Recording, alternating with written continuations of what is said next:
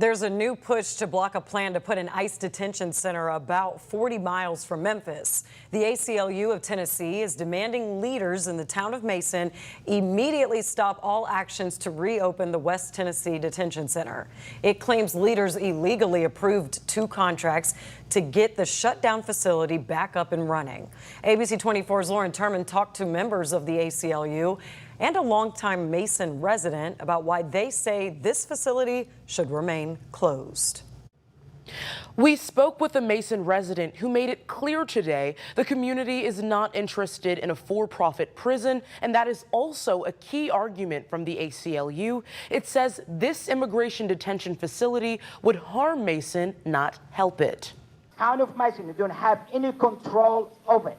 Following Tuesday's heated city meeting in Mason, where leaders voted to approve contracts with CoreCivic and ICE, the ACLU is calling on leaders to stop in the plan to reopen the West Tennessee Detention Facility as an immigrant detention facility. Also, there are questions about transparency, about when the residents were able to see the contract, when the aldermen were able to see the contract. The ACLU of Tennessee's legal director sent this letter to town leaders, demanding they confirm the ICE contract was not legally approved, stop all related activity, and respond in writing within 7 days. According to the nonprofit, the deal could net CoreCivic and ICE around $30 million, but they argue it was pushed through without a proper vote.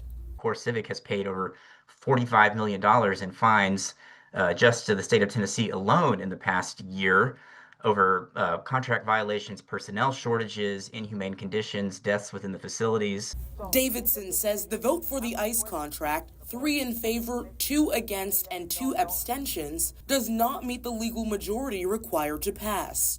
The ACLU has also raised concerns over CoreCivic's recent history, including a 2024 Department of Justice investigation into civil rights violations at another facility in Tennessee. Longtime Mason resident Eloise Thompson says the facility threatens the well-being of her friends, family, and neighbors.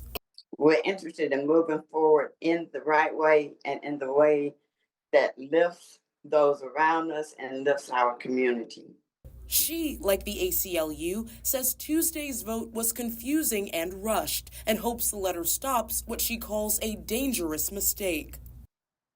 We're just absolutely not interested in a for-profit prison operation, a for-profit operation at the expense of human suffering. And so we're just asking the leaders of Mason to pause and listen to the voice of their residents. And when asked about next steps, the ACLU says they will reevaluate depending on how or if city officials respond. And we reached out to the mayor's office, and a member of his team said he would follow up, but so far we have not heard back. In the studio, I'm Lauren Turman.